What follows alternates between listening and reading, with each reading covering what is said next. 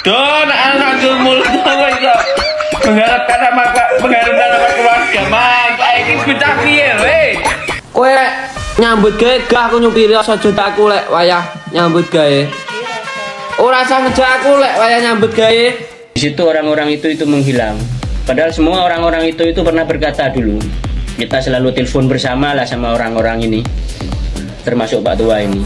Jikalau Iyun tidak melegalitas hukumkan, mereka-mereka ini tidak akan lagi membawa SM. Saya rasa apa yang disampaikan Mas Ipong itu salah satu warna yang selama ini mungkin belum muncul ke permukaan. Dan mungkin masih ada warna-warna lain yang akan muncul, teman.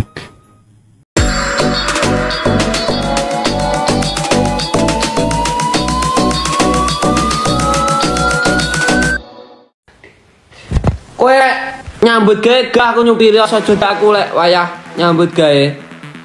Ora usah ngejak aku lek wayah nyambut gawe. Setirin dhewe kae. Trukmu lek rong kok gawe metik ya. Trukmu lek rong kok. Kita kompak tai, pegel aku ngali yo. Jendelok. Aku pegel aku. Sampai lek sesuk muatan ngejak aku nggo trek wegah aku gak nyupiri, supirana dhewe. Wis to, awas sesuk. Mancing le. Kon ngeneti pilih turu ngeces. Teman sane kene iki yo kok padak nih.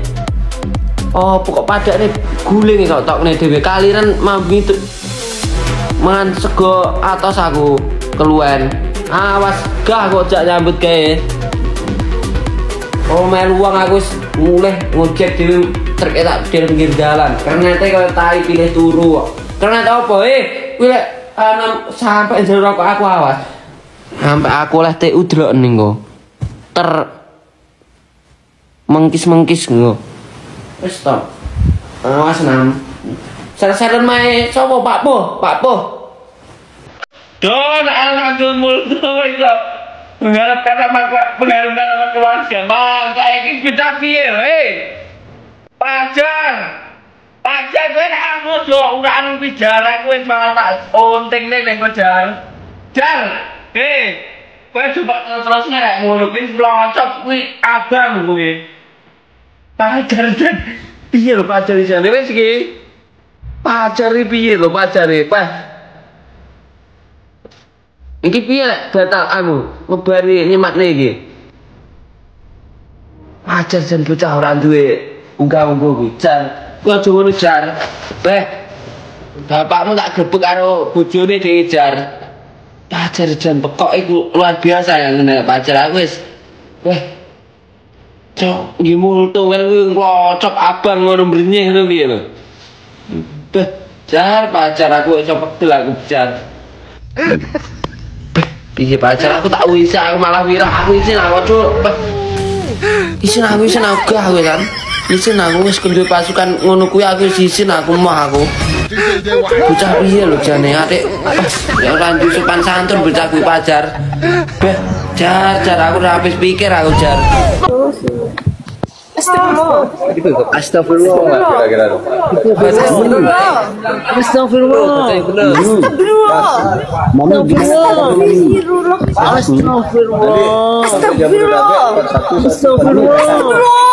Kata Mas Gunung mami katanya cepat bilangnya. kata Mas Gunung mami gemuk nih. Astagfirullah. Anjay.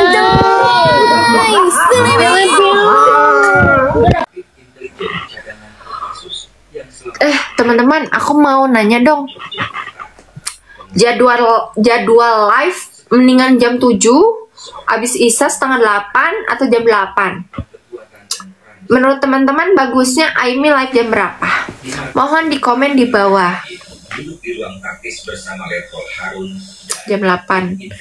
8 moy, 8. Ih baik banget dijawab, banget dulu nyari viewers aja susah ya Allah, kayak abang keluar lagi. Jadi host kecil itu nggak enak ya, kayak ada yang lewat gitu, kayak Sultan lewat, abang berharap banget dia ngasih mawar gitu kan. Bang Rido, aku dipertemukan dengan orang-orang baik, aku tidak akan lupa diri teman-teman.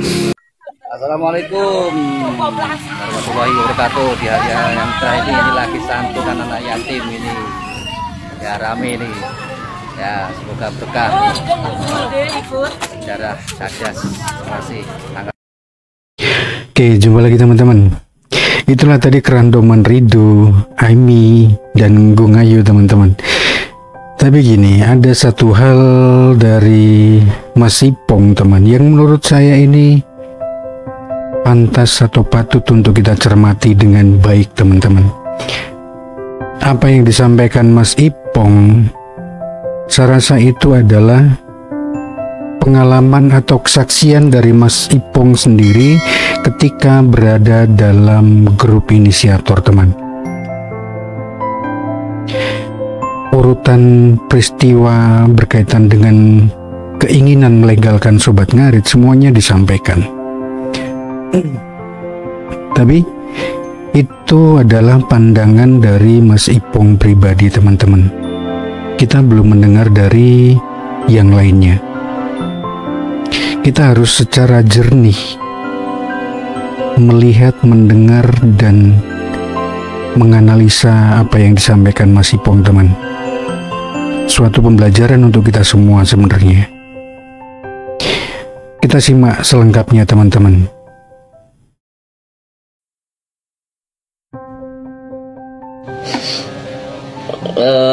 Foto ini teman-teman salah satu bukti orang ini dulu sangat ngotot ingin melegalitas hukumkan SN di kementerian. Sampai dia datang ke rumahnya Iyun mengantarkan surat DPP pusat agar disetujui oleh Iyun, yang diantar langsung oleh Plat AG waktu itu. Intinya begini, dulu para inisiator ini menuntut adanya struktural. Dibuatlah struktural oleh Pak Semar, dibuatlah struktural secara formalitas agar kita saling terhubung. Setelah itu, setelah struktural ini terbentuk di setiap wilayah, mereka ini menuntut lagi, ya termasuk Pak Tua inilah yang sudah keribut ini menuntut lagi, meminta para inisiator dan teman-temannya dia yang lain meminta struktural ini sementara dibekukan karena organisasi yang benar itu dibentuk dari atas ke bawah katanya.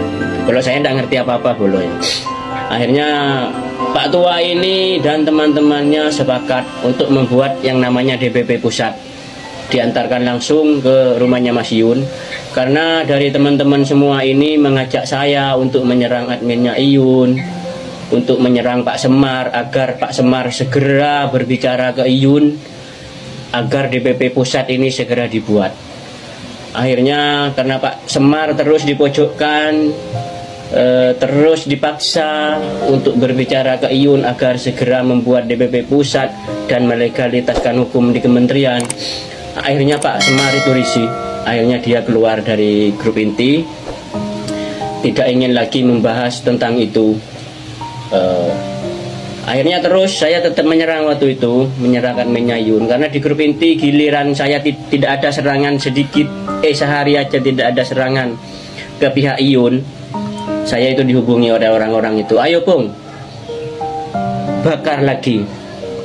Saya mengikuti kemauan mereka. Anggaplah waktu itu saya mengikuti permainan mereka. Padahal waktu itu saya orang pertama yang tidak menyetujui dengan adanya itu. Pak Semar pun sendiri bilang ke saya waktu itu, untuk struktural ini pun hanya formalitas. Kalau Probolinggo tidak mau membentuk struktural, monggo, itu tergantung kesepakatannya sampean dan teman-teman yang lain. Ini cuma formalitas agar kita saling terhubung. Tapi Pak Tua ini yang bicaranya sangat intelektual, sepertinya orang pinter, orang berpendidikan, selalu berbicara tentang organisasi, tentang apa DPP pusat dan segala macamnya, dan ARD dan segala macamnya gitu. Dan setelah itu akhirnya karena terus dipaksa, Mas Iyun membuka live, membentuk Roni sebagai ketua waktu itu, Pak Semar sebagai inisiator. Nah, setelah itu lagi menuntut lagi mereka agar segera DPP pusat ini diurus, karena waktu itu kan Mas Roni lagi bulan madu. Mereka akhirnya Pak Tua ini mengantarkan sendiri DPP pusatnya ke rumahnya Mas Iyun, diantar oleh plat AG. Ya, dan waktu itu tidak disetujui sama Iyun. Kenapa mereka mengantar sendiri Pak Tua ini sampai rela datang sendiri mengantar? Karena waktu itu Pak Semar sudah risih, karena selalu dipojokkan, selalu dipaksa untuk berbicara kepada Iyun dan Roni agar segera dibentuk legalitas hukum. Sedangkan keinginan Pak Semar itu hanya sebuah formalitas agar kita saling terhubung. Habis itu mereka tetap berisik di grup inti, semuanya frontal, dan saya dijadikan orang terdepan untuk menyerang waktu itu. Tapi mereka tidak berani speak up di media. Kemungkinan mereka takut nanti live-nya sepi, nanti dihujat banyak orang. Karena tahu sendiri kan, sekali kita menjelekkan Iyun, serangannya itu luar biasa. Akhirnya di situ saya memberanikan diri untuk menyerang Roni saat itu. Untuk menyerang Roni sebagai ketua bertanggung jawabnya tentang legalitas hukum itu. Setelah saya menyerang Roni waktu itu, dan Mas Iyun bilang melepaskan SN atau cul-cul itu dan segala macamnya, orang-orang ini langsung sepi, langsung cuci tangan, cuci kaki, termasuk Pak Tua ini pindah-pindah komal menjelaskan kalau apa yang saya lakukan itu inisiatif saya sendiri. Seolah-olah mereka semua ini takut dihujat, mungkin takut live-nya sepi dan segala macamnya, saya juga tidak paham.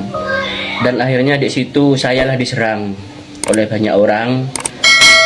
Sampai sekarang pun seolah-olah penjahatnya itu saya, penjahat utamanya lah yang menginginkan legalitas hukum itu. Padahal saya pun tidak tahu kepentingan legalitas itu buat apa, saya tidak paham. Tapi dalam kejadian ini pelajaran buat saya. Waktu itu saya ikut bermain dalam permainannya orang-orang ini. Di situ saya turun menyerang Roni itu. Mereka ini pada tertawa. Mudah-mudahan segera direspon oleh Roni dan Iyun. Dan akhirnya responnya Iyun itu melepaskan. Di situ orang-orang itu menghilang. Padahal semua orang-orang itu pernah berkata dulu, kita selalu telepon bersama lah sama orang-orang ini, termasuk Pak Tua ini. Jikalau Iyun tidak melegalitas hukumkan, mereka ini tidak akan lagi membawa SN, akan membuat bendera sendiri. Saya masih ingat waktu itu. Saya masih ingat. Oke, saya juga ikut itu, saya gitu. Tapi sayangnya hari ini mereka semua itu menjilat ludah yang sudah dibuang ke tanah. Saya juga nggak tahu tujuannya apa. Sedangkan kalau saya tujuannya hanya mencari saudara. Saya tidak ngerti legalitas hukum itu fungsinya untuk apa. Kalau bagi saya nih loh ya, bagi saya kulit serabutan, manfaatnya apa saya tidak tahu. Saya kurang paham. Jadi saya heran sama Pak Tua ini. Dia ini inisiator Batam, tapi dia pindah-pindah di Jawa Timur, datang ke sini, memberikan edukasi tentang organisasi, tentang legalitas. Tapi seolah-olah mereka semua sekarang mengikuti pendirinya. Seolah-olah mereka itu tidak ngotot menginginkan legalitas. Yang saya herankan itu, yang saya anehkan yaitu kenapa mereka ini berbalik dua arah dari tujuan awal. Saya juga tahu tujuannya apa, saya tidak paham.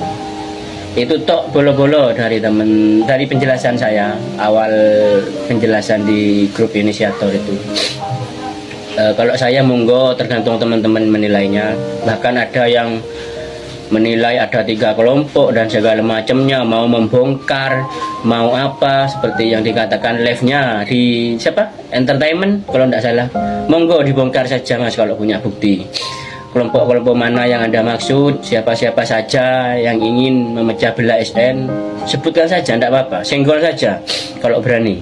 Jangan cuman mengada-ngada cerita yang belum jelas buktinya. Monggo dipersilakan. Monggo dipersilakan.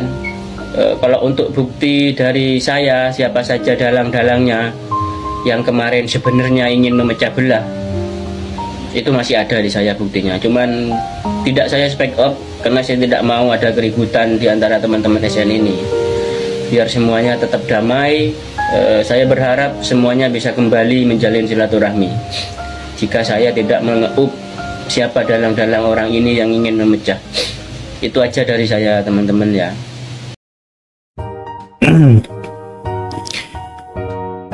Saya rasa jelas apa yang disampaikan Mas Ipong, teman-teman. Tapi sekali lagi itu adalah dari sudut pandang Mas Ipong, teman.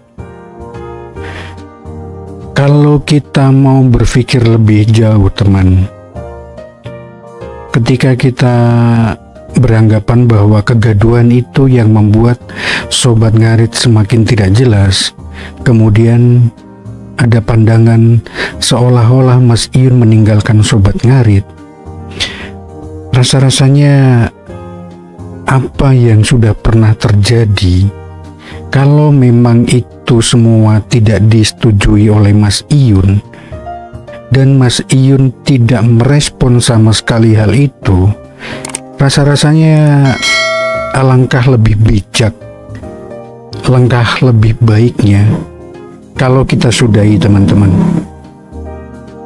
Tidak perlu kita mengorek kesalahan si A, si B, si C, kita menyudutkan si A, si B, si C, dan kita mencari pembenaran masing-masing. Sudah cukup, teman-teman. Yang penting untuk saat ini adalah bagaimana kita bisa memanfaatkan dan bermanfaat di dalam wadah Sobat Ngarit, itu saja. Banyak sekali contohnya, teman-teman. Banyak yang tidak terbawa arus untuk berbuat gaduh, tetapi banyak melakukan hal-hal baik yang mengatasnamakan Sobat Ngarit, teman-teman. Ingat, tujuan kita masing-masing untuk masuk ke dalam Sobat Ngarit itu apa? Kita tanyakan ke diri kita masing-masing. Kalau kita memang merasa sudah tidak nyaman, ya sudah, kita tinggalkan. Tapi kalau kita masih nyaman dan merasa mendapat energi yang positif dalam Sobat Ngarit, kita lanjutkan, teman. Tidak lebih dan tidak kurang.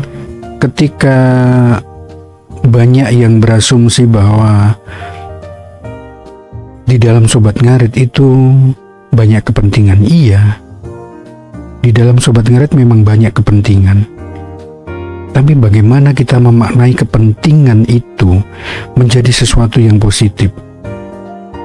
Kepentingan untuk melakukan hal yang baik, kepentingan untuk berbagi, kepentingan untuk menjalin silaturahmi, kepentingan untuk menemukan saudara-saudara baru.